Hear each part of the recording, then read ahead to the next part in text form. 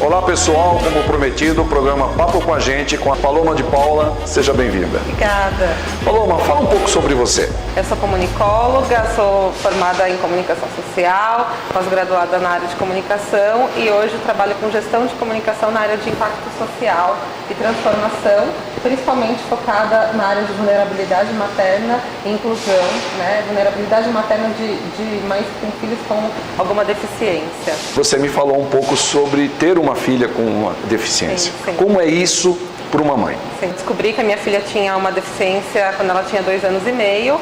Ela teve algumas complexidades no nascimento e isso fez com que a partir desse momento eu já olhasse para a vida de forma diferente, né? Então eu trabalhei por muitos e muitos anos dentro de agências de comunicação e de empresas multinacionais. Eu tinha uma carreira, desenvolvia as funções, né, de forma tranquila, até que isso veio, então diagnostiquei a minha filha e a partir desse momento mudou, né? E eu comecei a ficar muito imersa nesse universo até mesmo de famílias e viver muito as histórias das famílias e entender as lacunas que existem hoje na nossa sociedade. Isso na sua vida impactou de que forma para que você fizesse essa opção de trabalhar olhando hoje com um olhar diferente para essas mães, para essas famílias? Eu me lembro que eu enxergava as faltas que existiam, né? Principalmente a questão materna, da vulnerabilidade materna, da exclusão materna.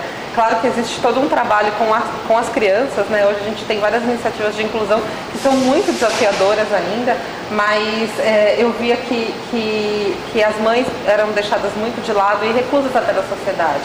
E eu achava que isso era uma falta muito grande, porque quando não eram só essas mulheres, elas têm vários papéis na nossa sociedade. Okay. Então elas são profissionais, elas são esposas, elas que são as principais cuidadoras. Mas mas um primeiro impacto para essas mulheres é a discriminação? É a discriminação, mas eu acho que é mais a invisibilidade. Invisibilidade. É a invisibilidade e foi isso que me fez a querer olhar para isso, porque eu sentia isso. E uma vez eu ouvi que a gente precisa trabalhar, o que a gente veio fazer no mundo, na verdade, é a falta que a gente sentiu. Então eu acreditei que talvez faltassem iniciativas que fizessem com que essas mulheres, essas mães, e em alguns casos essas famílias fossem vistas, né? Hoje a gente tem dificuldade, a nossa sociedade tem dificuldade de olhar para uma pessoa com deficiência, mas também tem dificuldade de olhar para quem está envolvida naquele processo. E uma outra pergunta que me veio agora, né? A crença, a fé, o que impacta nisso? Eu acho que a fé impacta muito no sentido de você acordar todo dia sabendo que você vai ter um problema, que esse problema não melhora, é um diagnóstico, é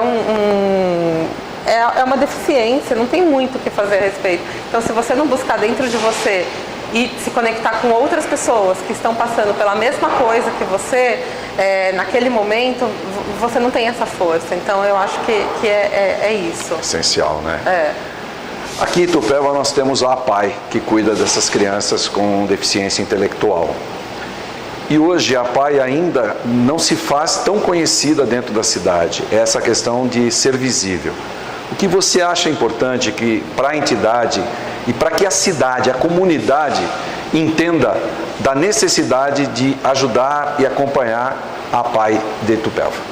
Acho que a primeira coisa é entender o que se faz, né?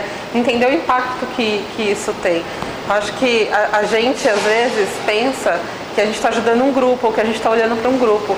Mas quando você ajuda instituições como a APAI e outros grupos como esse, você, na verdade, você está impactando a sociedade como um todo, porque aquele grupo, ele se relaciona com vários outros grupos, né? Então aquela família beneficiada não é só a criança, é a família como um todo. Então é uma mãe, é um pai que se relacionam, tem empregos que se relacionam com várias comunidades. Então eu acho que realmente a gente ter esse olhar de que eu não estou beneficiando uma criança com deficiência, ou por que eu vou olhar para esse grupo? Você está beneficiando a sociedade que você vive.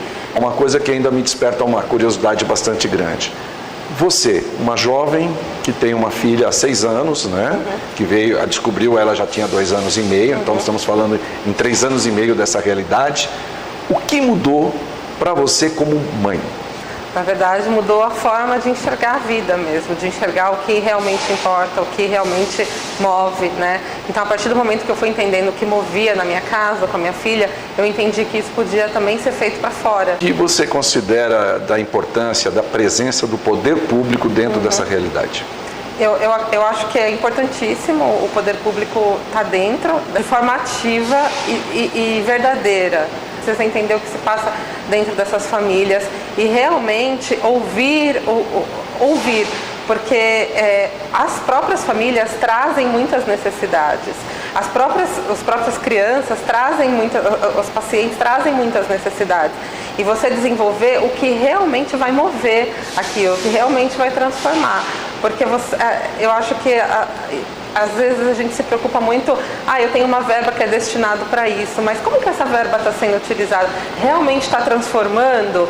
O que a gente está conseguindo impactar em termos de sociedade mesmo? Sair do grupo e falar assim, não, se eu como poder público estou beneficiando esse grupo, a minha cidade inteira está sendo beneficiada. Seria um olhar transformador. Um olhar transformador, que impacta e realmente consegue transformar alguma coisa. Você também está com alguns projetos. Eu tenho alguns projetos. Né? E eu gostaria de que você nos explicasse um pouco sobre 3 dos seus projetos. Tá, eu tenho o projeto dos círculos maternos, né? Então, eu venho alguns anos, na verdade, conversando, como eu falei, e entrando muito dentro das famílias, e até mesmo como mãe, mas hoje eu vejo que meu problema é muito pequeno relacionado ao que se passa, ao que existe por aí. E então eu fiz uma pesquisa com mais de 200 famílias, onde só mães responderam que esse é um grande problema que existe, na verdade. A mãe é muito, por isso os trabalhos maternos, ela acaba pegando muita responsabilidade para conseguir conduzir tudo isso.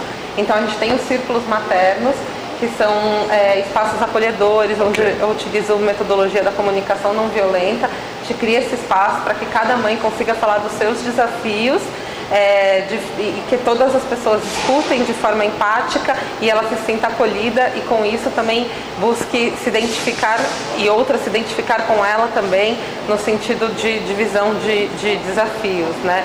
Então eu acho que isso ajuda muito. Nessas pesquisas elas trazem isso, que elas se sentem sozinhas, no sentido de, só eu tô com esse problema, ninguém mais tá. Eu posso fazer um tratamento psicológico, mas é um psicólogo, é um profissional, não é alguém que está passando pela mesma coisa que eu. Quando você encontra alguém, eu passo pela mesma coisa com você e eu achei isso, essa solução, né? As coisas ficam um pouco mais fáceis de lidar. A gente também está trabalhando com um projeto de plataformas que conectem essas famílias, né? Então esse é um projeto que usa bastante tecnologia e dá um pouco mais robusto, né? Mas é algo que pretende conectar as mães num ponto de vista virtual, né? Num ponto de vista até pensando em rede social. Hoje existem muitos grupos na internet, grupos de Facebook, de WhatsApp, mas não existe um espaço único onde essas pessoas conseguem se conectar. E um outro projeto é que as mães contem as histórias, os dons que elas descobriram que elas têm por conta desses desafios que elas passam. Então, por exemplo, uma mãe que eu conheço, ela era obesa e a filha dela não pode andar hoje, não pode correr, mas ela adora ver a mãe correr, e a mãe se tornou uma atleta por conta disso. Então, existem muitas mães que têm essas histórias, e quando uma mãe nova, né, uma nova mãe chega nesse contexto e vê, nossa, eu estou perdida, não, olha só essas histórias. Então é um projeto que busca trazer esses dons que todo mundo tem, despertar esses dons dentro das pessoas. Então esse é o terceiro projeto. Ok. Estamos aqui com a Paloma de Paula, tentando levar a vocês o que é uma realidade, o que se fala, o que se sente uma mãe jovem a partir do momento que tem uma criança com uma certa deficiência dentro de casa, o que é essa transformação da pessoa.